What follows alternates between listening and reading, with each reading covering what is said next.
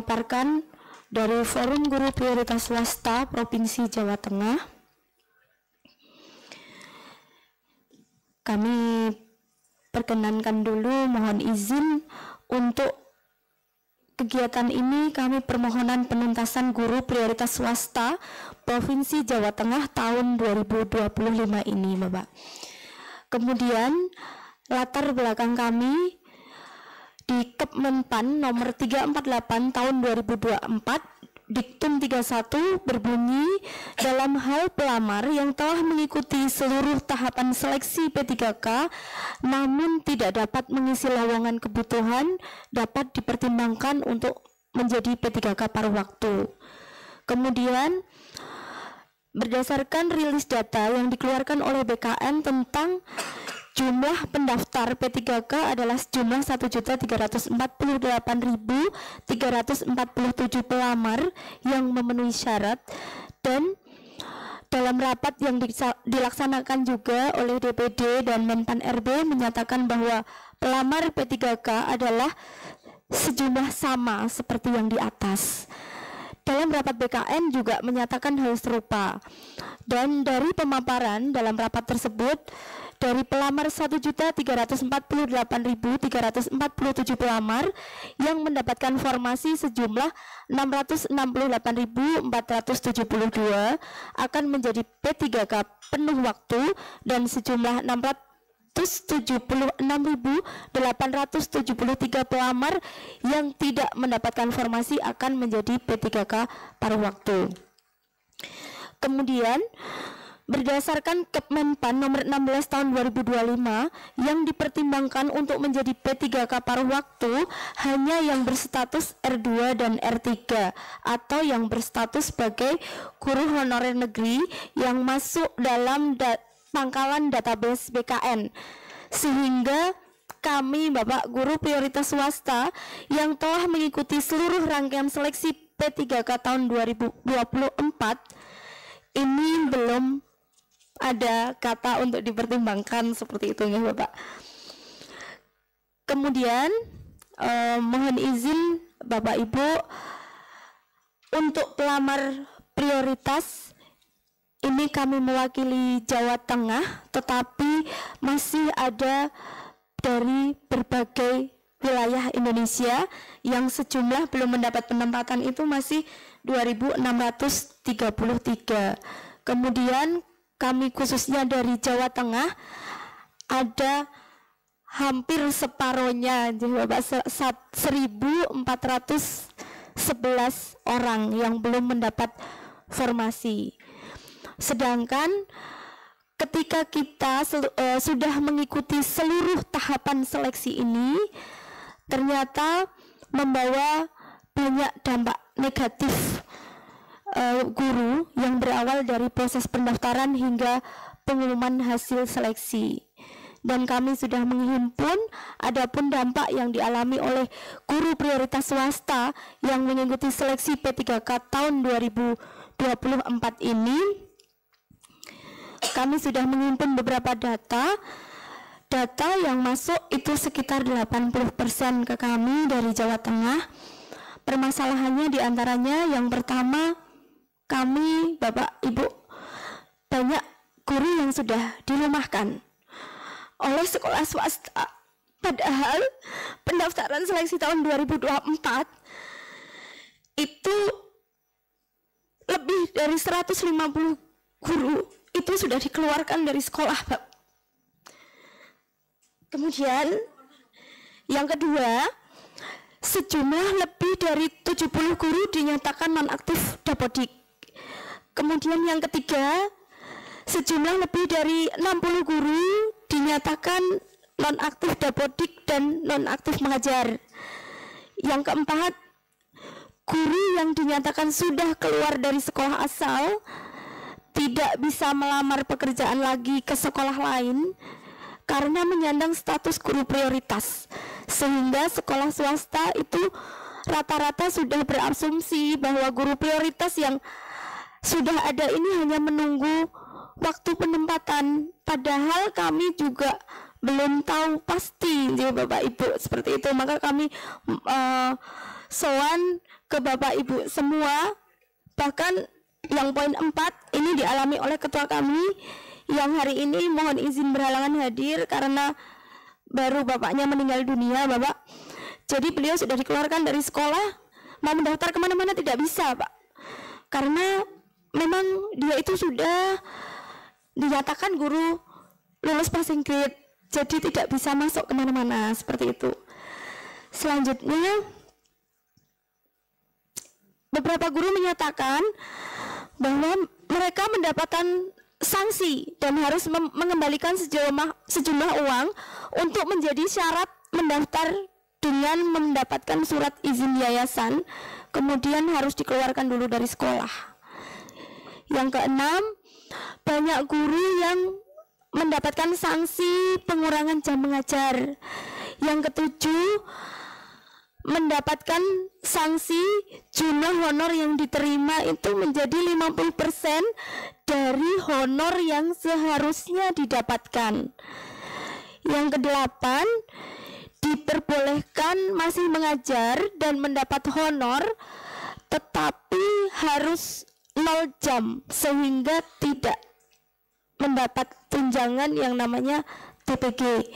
Kemudian mendapat sanksi berupa honor, tunjangan lain dianggap seperti GTT, jadi sudah tidak bisa menjadi GTY lagi. Nah, demikian untuk data yang terkait dampak P3K untuk guru prioritas atau yang sekarang itu disebut R1D, itu kami nanti lampirkan dalam file Excel yang sudah kami cetak dan kami bawa Bapak Ibu. Kemudian Bapak Ibu mohon izin permohonan kami kepada Dewan Perwakilan Daerah Republik Indonesia atau DPD RI ini berdasarkan seluruh pemaparan tersebut, baik dari segi regulasi, hasil audiensi, dan permasalahan yang terjadi di lapangan yang dialami oleh seluruh guru prioritas swasta di Jawa Tengah khususnya dan umumnya di seluruh wilayah Indonesia, memohon kepada DPD RI, DPD RI ini untuk yang pertama, mohon berkenan mengawal dan menjabatani penuntasan guru prioritas swasta untuk segera diselesaikan oleh pemerintah, dalam hal ini kepada Kemendikdasmen dan Menpan RB untuk kami bisa menjadi ASN P3K di tahun 2025 ini. Yang kedua, mohon Bapak Ibu berkenan mengawal dan menjembatani permasalahan kami, utamanya kepada Kepala Daerah Provinsi Jawa Tengah khususnya dan umumnya ke daerah lain yang masih tersisa prioritas atau P1 yang belum L ini untuk menuntaskan seluruh guru prioritas swasta. Yang ketiga, menjembatani komunikasi kami dengan DPR RI Komisi 2 dan Komisi 10 agar kami bisa melakukan audien atau kami melakukan curhatan kepada pihak-pihak tersebut agar permasalahan kami juga menjadi perhatian secara menyeluruh.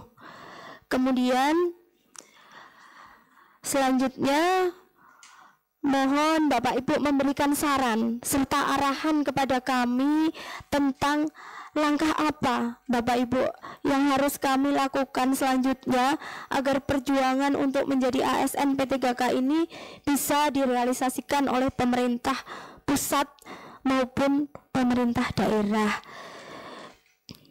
Demikianlah permohonan penuntasan guru prioritas swasta ini kami sampaikan kepada Bapak Ibu dengan harapan pada tahun 2025 seluruh guru prioritas swasta bisa mendapatkan formasi dan diangkat menjadi guru P3K sehingga bisa mengabdi kepada negara dan mencerdaskan kehidupan anak bangsa ini, Bapak Ibu. Demikian yang bisa kami sampaikan atas perhatian dari Bapak Ibu semua dan kesempatannya kepada kami.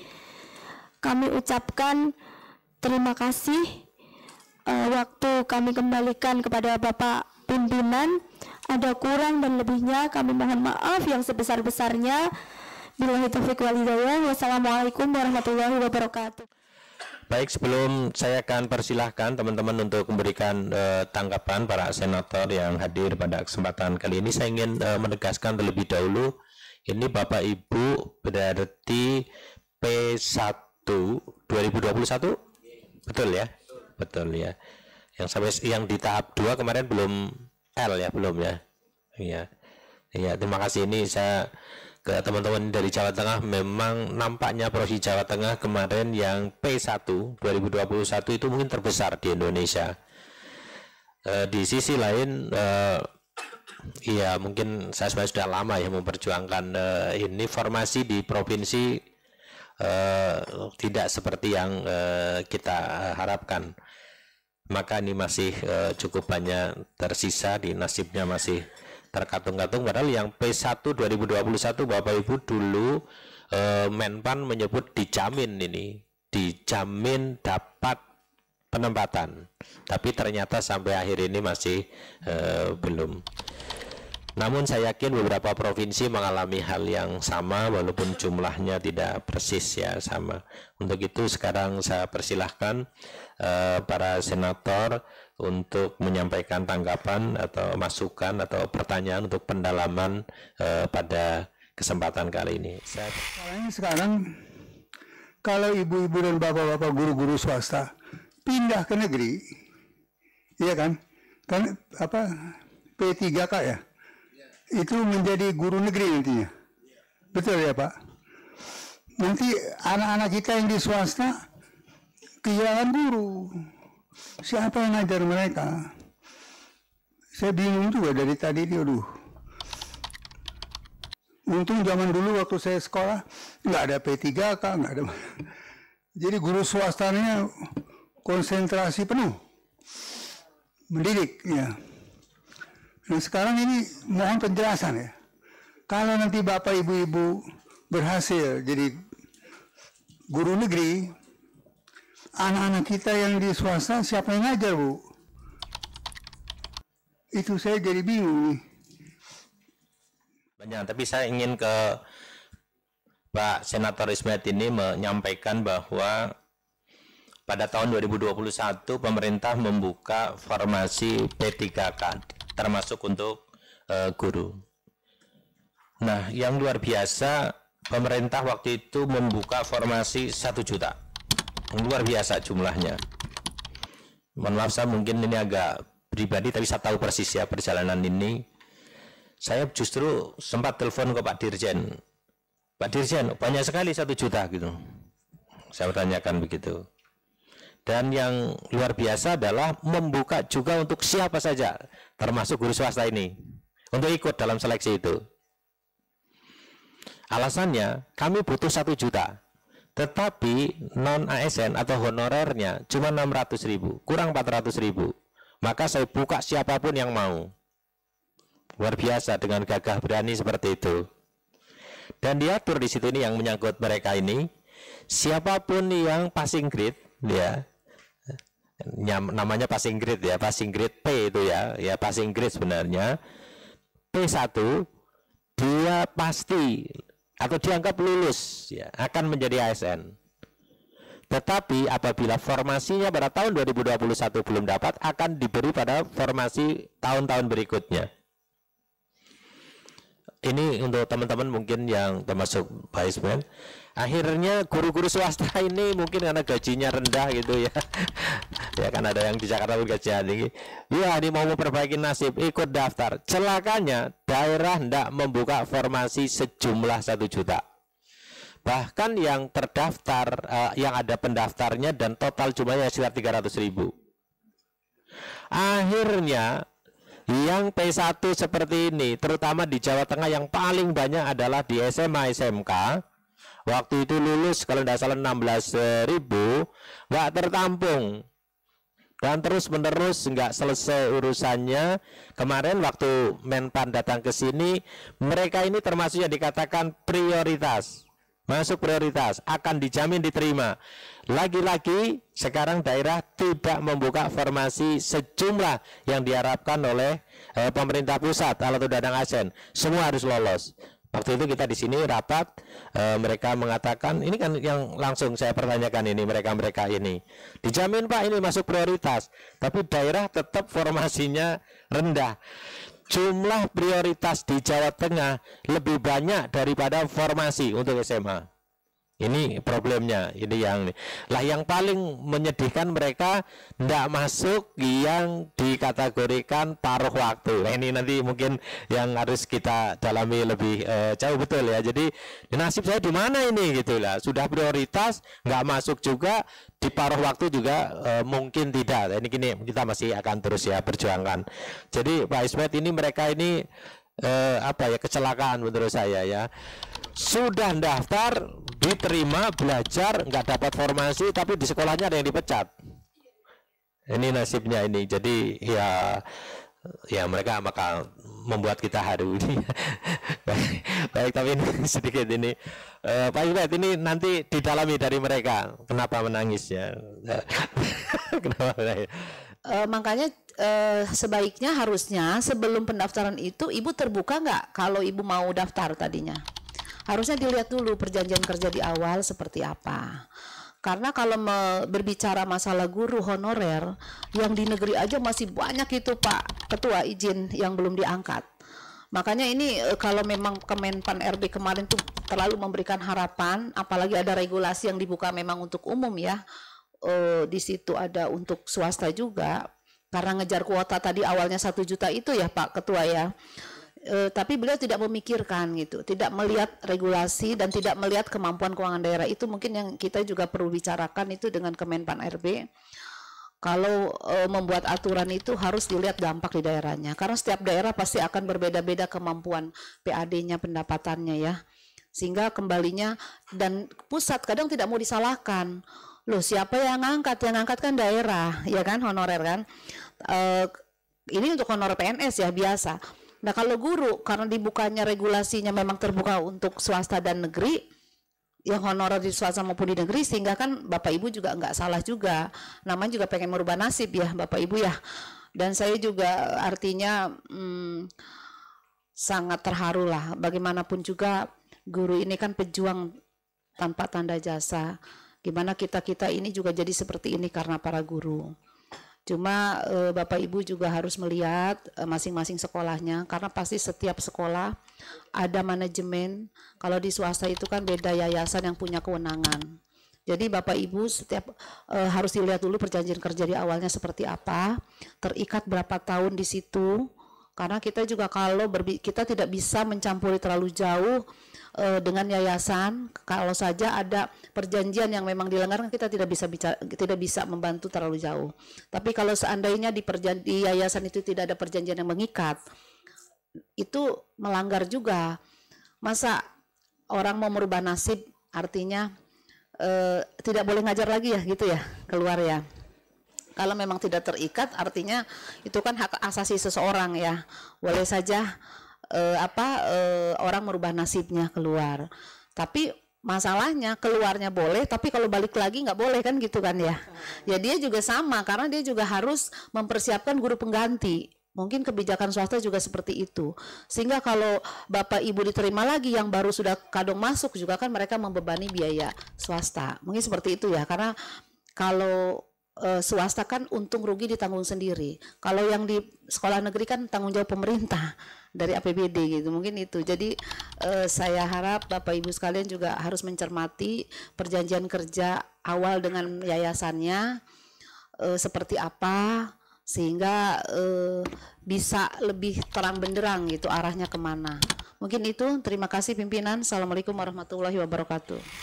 Kasus guru swasta yang mana sudah ikut tes P3K, kemudian belum berhasil, tetapi tidak bisa kembali lagi ya Bu ya, Pak ya, ke sekolah awal gitu kan. Nah, tadi Ibu Ade tadi sudah nyampaikan bahwa sekolah swasta ini bermacam ragam swasta. Ada memang yayasannya sudah elit gitu kan, ada memang swasta yang begitu bisa dikatakan elit lah di setiap sekolah swasta. Tentunya pada saat mengajar ada mungkin kontrak kerja ya Bu ya. Nah mungkin pada saat itu kita juga tidak bisa begitu, kalau memang sudah ada kontrak kerja berarti kan sudah ada konsekuensi ya. Nah itu yang terlepas dari kita karena itu adalah aturan dari sekolah yang bersangkutan betul itu.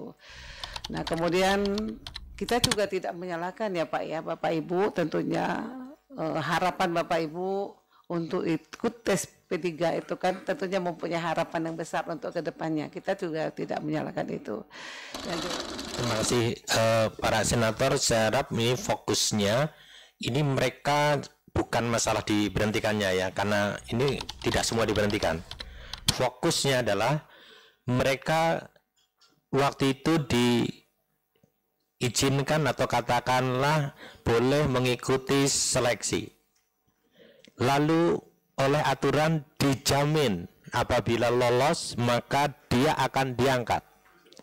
Tahun 2021 formasinya tidak cukup, dijanjikan tahun berikutnya. Bahkan sampai 2024 juga sekarang belum dapat lagi. Padahal waktu kita bertemu di sini dengan Menpan ini prioritas. Artinya kalau prioritas dia dijamin punya tempat, tetapi masalahnya daerah formasinya tidak memberi atau tidak cukup dari jumlah.